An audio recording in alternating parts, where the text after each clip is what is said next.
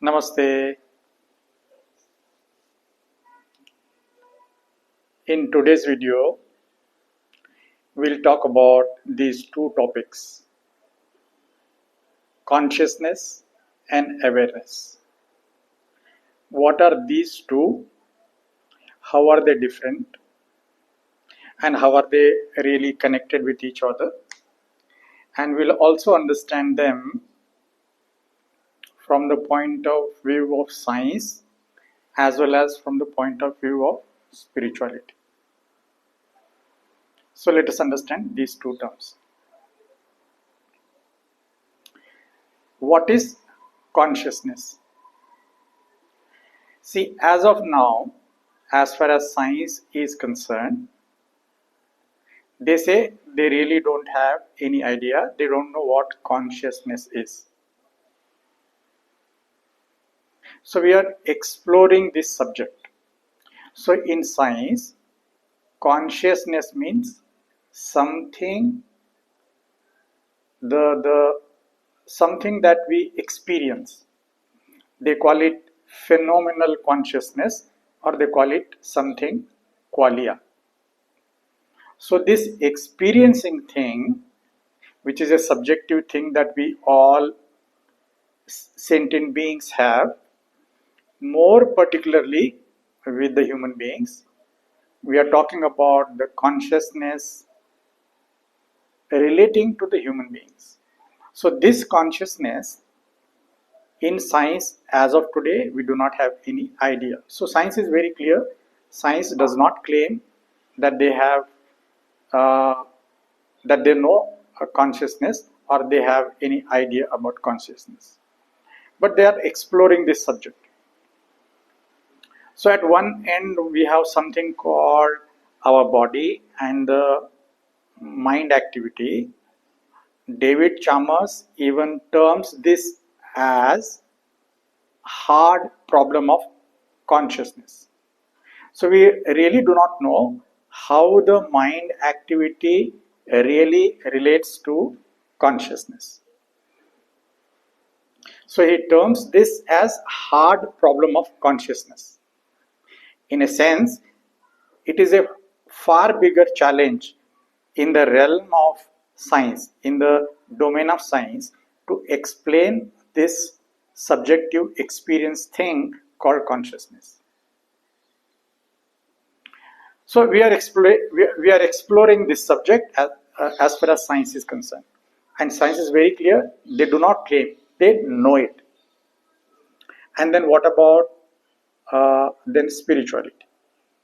So in the domain of spirituality, consciousness is also termed in the scriptures as something called Chetana or Chaitanya. Okay? But then what is the take? What is the take of the scriptures? What is the take of, let us say, the highest scriptures called the Upanishads? What is their take when it comes to then this Chaitanya, Chetana or consciousness? If we go by, let us say, one Upanishad called Mandukya Upanishad, the Mandukya Upanishad, the stance of the Mandukya Upanishad is very, very clear. It is very brutal, and it says whatever that you can think of is not consciousness. Then what is consciousness? Then it proceeds further from that standpoint. The very first standpoint of Mandukya Upanishad is that whatever that we can think of is not consciousness. So anything that is related with our mind ideas, whatever that we can think of, imagine of about consciousness is not consciousness. Then what is consciousness? Then let us go further. What it actually does when it comes to this, let us say, qualia or subjective experience, what the Mandukya Upanishad does is it classifies all our experiences into 4 states of consciousness or 4 types of consciousness or 4 types of experiences. One experience it calls waking experience. The second it calls the dreaming experience. The third it calls the dreamless state of experience. And the fourth it calls Turiya, or the fourth one, simply the fourth one, or the awakened state of consciousness. So if we go by, let us say, Sanskrit terminology, the first, that let us say the waking one, it calls the Jagrat Avastha, the waking state. So in the waking state, we have waking body, we have waking mind, we have waking consciousness, and we have waking experience. And the second, what it calls Swapna Avastha, or the dreaming, or the dreaming state. And in the dreaming state, we have dreaming body, we have dreaming mind, we have dreaming consciousness, and we have dreaming experience. And the third it calls Shushupti Avastha, or the dreamless state, where there are no dreams at all.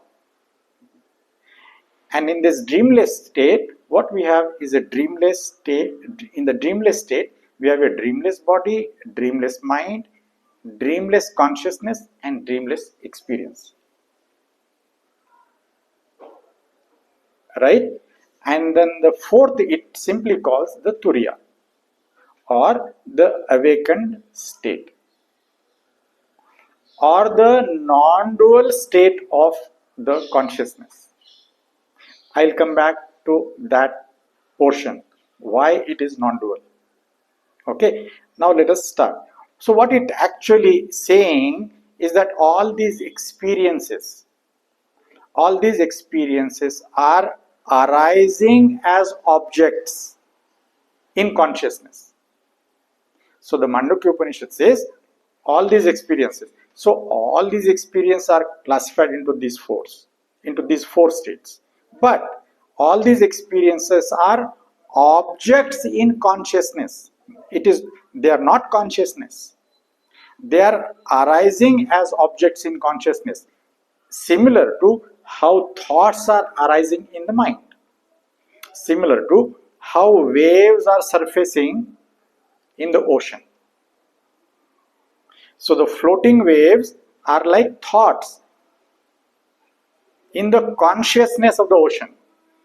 In a similar way, all these experiences that we talked about, the three of them, the waking, dreaming, and dreamless, these are objects arising in the consciousness. Then what is consciousness? So it says objectless consciousness is consciousness. So what it basically saying is, when these objects disappear, and when you have experience of the disappearance of that object in the consciousness, then that experience, the experience of that pure consciousness, is what is consciousness, is what the Mandukya Upanishad is saying. So it is saying it happens in that fourth state. So when we say these are all objects, these experiences are all objects in the consciousness, then everything boils down to a last thing called thought. So they are all thought experiences. So what is then left out? The last thing as an object that is left out in this whole process is thought. So thought is an object in the consciousness. So when this thought disappears, when there is no thought, then that experience is what is called the experience of consciousness. Now in all these experiences, what is happening? We are becoming aware of that consciousness, which is nothing but a projection of thought, projection of whatever, maybe memory, maybe thought, maybe some activity that we have done during the day. That activity in some form appears in our dreams. So all these experiences are thought related experiences. So eventually everything boils down to the thought. So this thought arises in consciousness as an object. So thought is an object, but consciousness is not an object. For example, body is matter, matter is energy, mind is matter, matter is energy as per science, and thought is an object, thought is an energy, and thought is a matter, but it is the subtlest part aspect of the matter. But consciousness is not matter. So when this object which is arising is an object which is within space and time.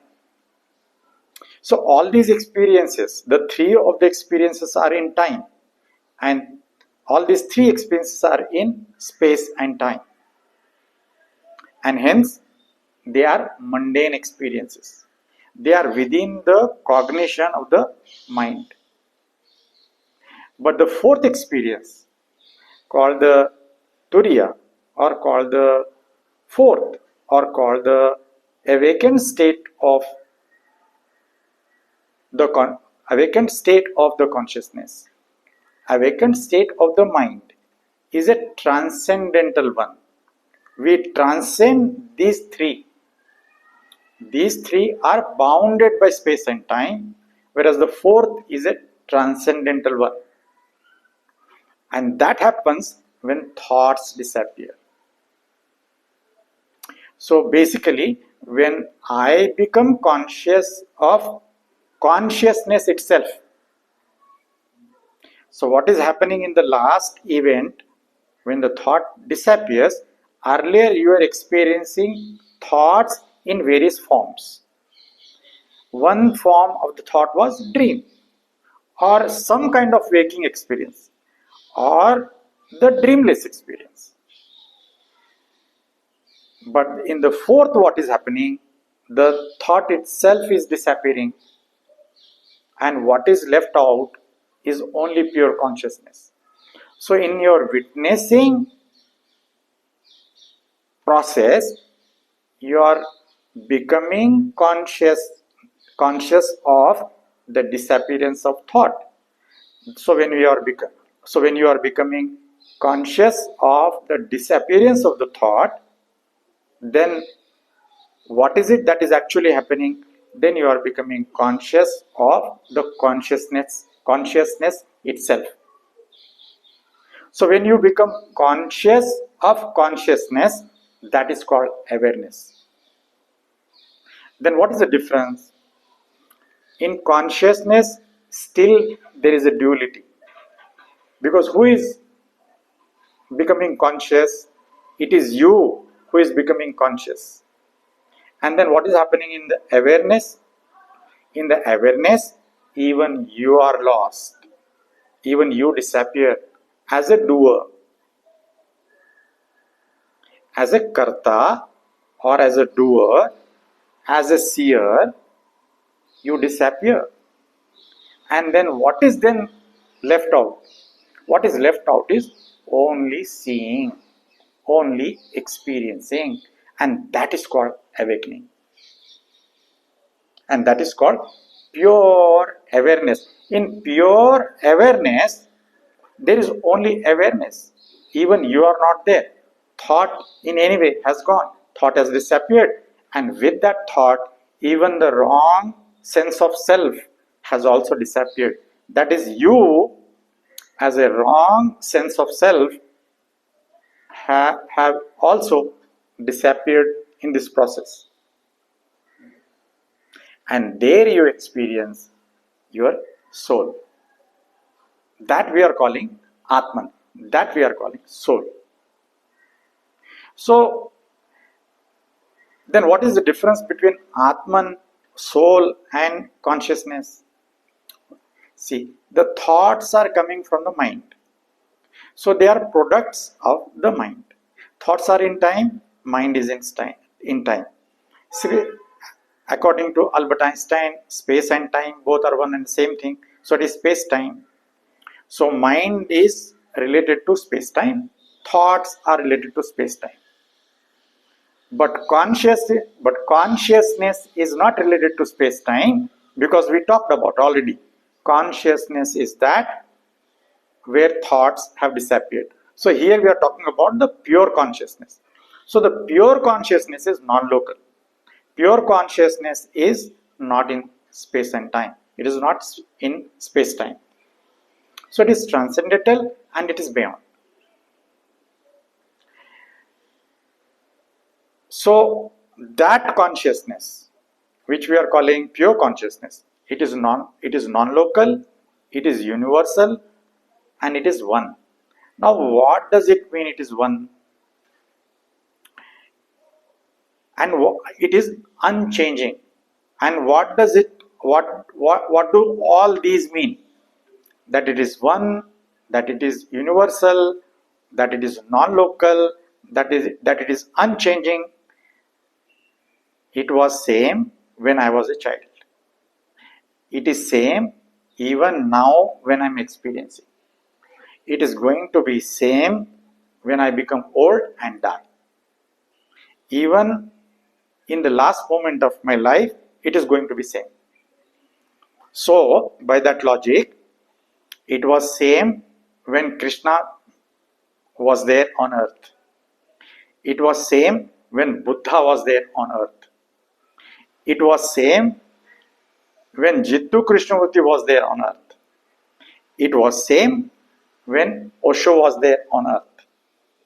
It is same today and it is going to be same tomorrow or any time in the future. So it is going to be same till the end, if there is going to be any end. But in the Eastern parlance, in the Eastern realm or the Eastern philosophy, what we call the Vedantic philosophy, we say there is neither a beginning nor an end. Everything belongs to what we call eternal. So this consciousness is an eternal thing. It is not part of space-time. It has no beginning, it has no end. So it is a universal thing and it's an unchanging thing and it's a non-local thing. So that is what the take of the Upanishads when it comes to consciousness. Now then what is this difference? Like at one end we are saying Atman and then we are saying consciousness. So here I want to distinguish. Thoughts are part of our mind. So thoughts are related with the mind. Consciousness is coming from Atman. Consciousness is related to Chetan.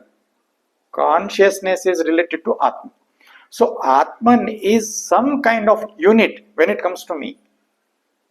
It is my invisible unit. You can see my body as unit. You can see my being as unit. But this is a visible unit. So my body is a visible unit. And my soul is an invisible unit on which this body is standing. So the foundation for my body is my soul. My soul is that invisible unit. And consciousness is a property of that unit. So consciousness is a property of Atman. It is a property of soul.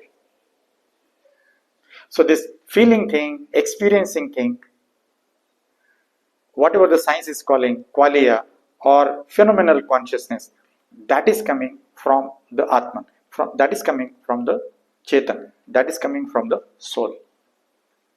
But here when we are talking about consciousness, we are talking about the pure consciousness when objects are no more. The object has disappeared. So what is the last object? The last object is thought. That thought object has disappeared. What is left out is the objectless consciousness. That consciousness we are calling pure consciousness. And then, so this is at our level, at the level of the individuals. Then what about the cosmos? What about the level of the cosmos? So there is something called, what we are calling there. Here we are calling Atman, here we are calling soul. So here we are calling the individual being, and here we are calling individual consciousness. And at the level of the cosmos, we are calling cosmic being, the cosmic self, and the cosmic consciousness. So my consciousness is a subset of the cosmic consciousness. My body is a subset of the cosmic body. My mind is a subset of the cosmic mind. And my consciousness is a subset of the cosmic consciousness. So if this is self, if this is Atman, then that is Supreme Self or Paramatma. So this is what the scriptures are saying. So this is the experience of all enlightened beings. And this is my experience too. So whatever I am saying on the strength of not only the Upanishads, not only the scriptures, but also on the strength of my own existential experience.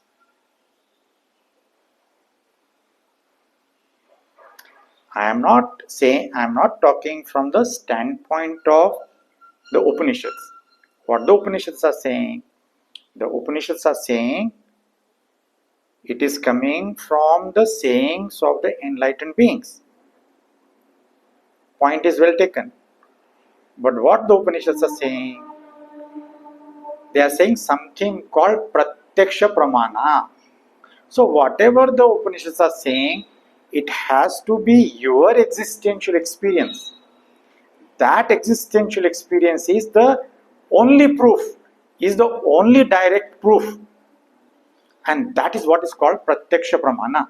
So if I am also speaking, I am speaking on the strength of my own Pratyaksha Pramana, on the strength of my own existential experience. So this is the difference between consciousness at an individual level and consciousness at the cosmic level. In the same way, we can further move consciousness at the collective level. So what we are calling collective consciousness. So if, let us say, I am in India, and if I have something called, let us say, constitution, a law that has come,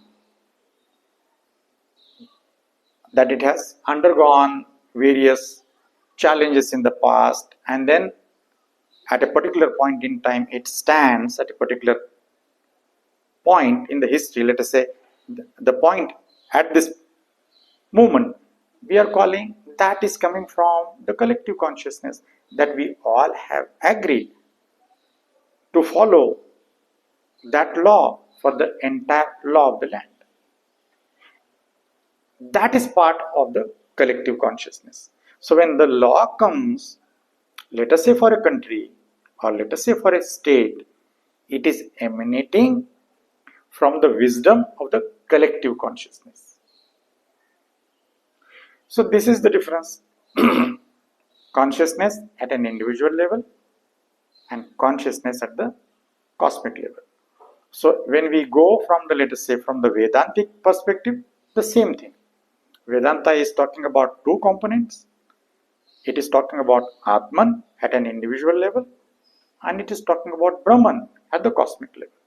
So the Brahman is nothing but the cosmic consciousness, and Brahma is nothing but cosmos.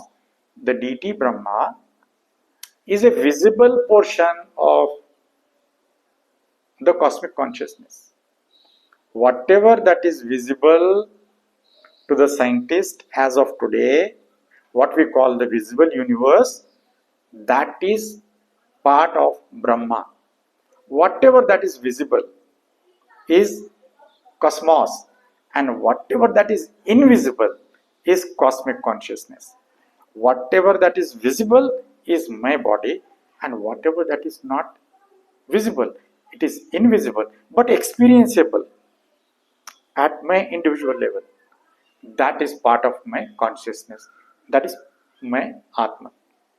That is my Cheta, which is an invisible part of the visible part. So this is a visible part. This visible body is standing on that invisible body. That is the Upanishadic perspective. That is the Vedantic perspective. So this is what I wanted to share today. These two terms, consciousness and awareness, how these two are related, how these are understood in the domain of science, and how these two are understood in the domain of spirituality. See how I am distinguishing science and spirituality? Very simple. But the science today does not accept that part which I am saying. What we say in spirit, we say spirituality as an inner thing, and what we say about science is that it is an outer thing.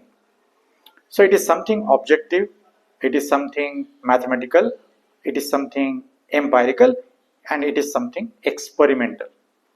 So when it comes to, let us say, spirituality, it is inner, it is subjective, it is experienceable, it is experiential, not experimental. So when we say subjective, it is subject to my own existential experience. That is what we are talking, that pratyaksha pramana. Subjective means because it is leading to the subject itself. What we talked about, we said object subject division. In this object subject division, thought is an object, body is an object, mind is an object, but consciousness is not an object. Then what is that purest consciousness? It is the subject itself. So in the spiritual domain, when we are saying experiencing, and we are calling that as a subjective experience, what does that mean? It means it is subject to my own existential experience, and hence it is spiritual, because it cannot be experimental, it is not objective, it is the subject itself. So that pure consciousness is not an object, but it is the subject itself. So we are moving from object to the subject. So what I am saying, science, working with the mind is what I am calling science, and working on the mind is what I am calling spirituality. So these are the two simple definitions when it comes to spirituality and science. Science is working with the mind, spirituality is working on the mind. So since it is working on the mind, it is witnessing and watching thoughts, emotions and actions at the level of the body, mind and heart. Then it becomes an inner journey, it becomes an inner thing, and then eventually that experience becomes an inner awakening. And whatever the experiences out of the experiments that we are doing in the labs, in the domain of science, that we are calling experiments out of science. But here at an individual level, what is happening? It is your experience, it is your experiment with yourself. You cannot experiment for XYZ. You cannot experiment your experience with the other. The other individual also has to experiment with himself. So I have to experiment with myself, and that we are calling experiencing. That ultimate experience we are calling awakening, where in that awareness, thought is no more, even you are no more. Only that experience is awakening. This is the difference. The difference between mind, body, consciousness and awareness. from the point of view of science and from the point of view of spirituality. Now, coming to one last thing. See, for example, in the domain of science, there is something called Albert Einstein's theory of relativity. And Albert Einstein's theory of relativity is saying what? It is saying that, let's say, Albert Einstein's theory of relativity represented by his formula, let us say E is equal to mc square, where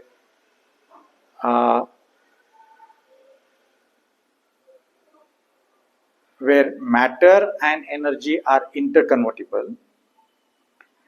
So what basically that theory is saying, that it can explain the world of the macro, the world of the big. So it can very well explain the world of the stars, the world of the galaxies, the world of the planets. And then when we move from that world to the world of the micro, let us say the world of the atoms, the world of the electrons and protons and neutrons, the world of the quarks, and the world of the further smaller particles, or maybe tomorrow when we move to, let us say, string theory, the world of the strings and substrings. So this world of the small, what we are saying, the theory of the quantum mechanics can explain the world of the small in a very scientific and in a proper manner. So Albert Einstein's theory of relativity can explain the world of the big, the macro world. Our quantum equations can explain the world of the small or the world of the atoms at a very, very micro level. But what about the world of the mind? What about the world of the thoughts? And what about the world of the emotions? So here I come with my theory called theory of consciousness, represented by a small formula called C is equal to EM square. So in this C is equal to EM square, what I am basically saying, similar to E is equal to MC square, in the theory of Albert Einstein's theory of relativity, in a similar way, I am representing my theory of consciousness with this formula called C is equal to EM square. So in this theory, what is happening is, in Albert Einstein's theory, what is happening? Energy and matter are getting interchangeable. You can convert matter into energy. Various kinds of energy: electrical energy, potential energy, kinetic energy, molecular energy, thermal energy, or maybe nuclear energy. All forms of energy can be transformed from matter, right? Matter and energy interconvertibility is what the Einstein's theory is talking about. What my theory is talking about, consciousness and thought are interconvertible. How? So C equals to EM square. C stands for consciousness, E stands for energy, but here we are talking about the inner dimension. So here E means thought energy, because ultimately we are left with thought. Thought is the last component in our mind. If we have to transcend our mind, what is the last barrier? The last barrier is that last thought, not this thought and that thought, not positive thought and negative thought, but only thought, the last thought. That thought is an energy. So here I am saying, in the inner domain, I am saying thought energy. So I am equating consciousness and thought energy, and then there is one factor, a multiplying factor, is what I am calling M. The square of M is nothing but a multiplication of mindfulness. So what is happening in this equation is, so when you bring in mindfulness, when you bring in watchfulness, when you bring in witnessing to your thoughts, a point will come, your thoughts will disappear. So we talked about from the standpoint of Mandukya Upanishad, when thoughts disappear, what is left out? The left out thing is a consciousness, but a pure consciousness, because it is an objectless consciousness. It's a thoughtless consciousness. That consciousness is Chaitanya. So in my equation, what I'm saying, C equals EM square. When you multiply yourself, so when you multiply your mind, when you multiply your thoughts with watchfulness, with mindfulness, with awareness, a point will come, thoughts will disappear. So you will attain a state of no mind. You will attain a state of silence. You will attain a state of 0 point state. And in that state, this awakening happens, that you experience thoughtless consciousness. And that thoughtless consciousness is what is your awareness. Since you are also no more there, it is called awakening. It's a pure awakening. So, this theory of consciousness, my theory of consciousness, C is equal to EM square, is catering this requirement. See, what is happening in science? Eventually in science, what is happening? There is a problem there. What? The problem of the observer. So when the observer, in the observer effect, in the observer theory, when the observer is coming in, the observation is getting affected. The experience is getting affected. The event is, the observer is affecting that phenomenon. The phenomenon is getting affected. The observer is influencing that event. So what is happening there? What we are calling? We are calling the collapse of a wave function. Why the wave function is collapsing? The moment the observer is coming, the wave function is collapsing. And what we are calling there? We are calling that as a measurement problem. And what we are doing, since we are now at a what we call at a juncture where sort of a dead end, in that state of a dead end, when it is becoming a state of measurement problem, what we are doing in science, we are saying shut up and calculate, and we are moving ahead. How we are moving ahead? We are keeping the observer aside. We are keeping that observer aside without tackling the problem of the observer. We are doing other works. We are proceeding further in science. But in spirituality, what we are doing, we are tackling, we are taking care of that observer. The observer is you. So in spirituality, we are bringing in witnessing, we are bringing in watchfulness, we are bringing in that awareness on that observer. And eventually what is happening? Observer is dissolving, observer is disappearing, and hence the observer is becoming the observed.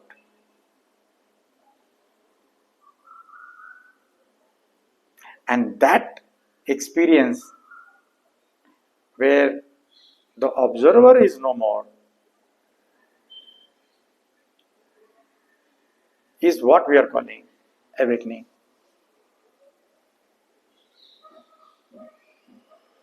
Because in that event, only one thing is left out, and that one thing becomes a non-dual thing.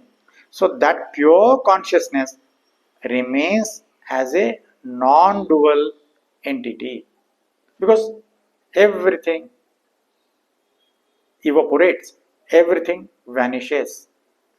Thought is vanishing, mind is vanishing, and the observer is also vanishing. And what is then left out? is only that non-dual entity called the pure consciousness or supreme consciousness. Now, since this consciousness was at the level of the Atman, an individual level, but then this consciousness is merging with the cosmic consciousness. And then that is what we are saying. Only that non-dual is left. Only that one is left. And then whatever that is left without you is what we are calling the non-dual consciousness or non-dual experience. So the whole Advaita is catering to the non-dual experience. And that in that non-dual experience, the ultimate thing that is left out is the supreme consciousness. Because rest all, whatever they were, whatever the subsets, all these subsets disappear into the superset. So what is the superset that is left out is the supreme consciousness. And that supreme consciousness becomes non-dual experience. It is similar to how waves disappear in the ocean and only the ocean is left. It's just a metaphor for this experience. Thoughts disappear in your consciousness. You disappear in your consciousness. This consciousness disappears in the cosmic consciousness. Now, since individual consciousness is disappearing in the cosmic consciousness, only one is left out, only the non-dual is left out, or only that is left out, we are calling that as supreme consciousness. Just for the purpose of identification, just for the purpose of understanding. These are all existential experiences. Names are just for the heck of it. Tomorrow somebody may say, I would like to call that supreme consciousness as God. You call it. But there is no God as a person here. So in Vedanta, there is no God as a person. In Vedanta, we have only what is called truth. We have what is called reality. So Vedanta is talking about reality. Science is also talking about reality. So what Vedanta is saying, Ekam Sat Vipra Bahuda Vadanti. So the word that we are using there is Sat. Sat means truth. Truth means reality. Science is also talking about the reality. But today, science is proceeding towards that reality objectively. And in the spiritual domain, in the subjective domain, we are proceeding towards that reality subjectively. And that ultimate, whatever that is left out, what we are calling is the non-dual entity. That non-dual entity is that Advaita. So that non-dual entity is what we are calling supreme consciousness. You call it Brahman, or some people would like to call it God. So that non-dual entity, that supreme consciousness is like God to me. Let that be very, very clear. Is like God to me. It is not God. It is not a personal God. There is no place for personal God in spirituality. There are no gods. There is no God. There is no God. And there is nothing like one or many. So Vedanta, what we are saying, it is neither one. So this non-dual experience, it is neither one or many. It is simply non-dual. Duality disappears. Duality in all forms disappears. And what is left out is that truth, that reality. What is that reality? It is that non-dual reality. That Sat is that non-dual reality. So that is what I wanted to share today when it comes to consciousness and awareness at the individual level and at the cosmic level, and from the point of view of science and also from the point of view of spirituality. So that is it today. That is it what I wanted to share today in this episode. We will again talk about on different topics. So that is it. Thank you. Thank you for listening. Thank you so much.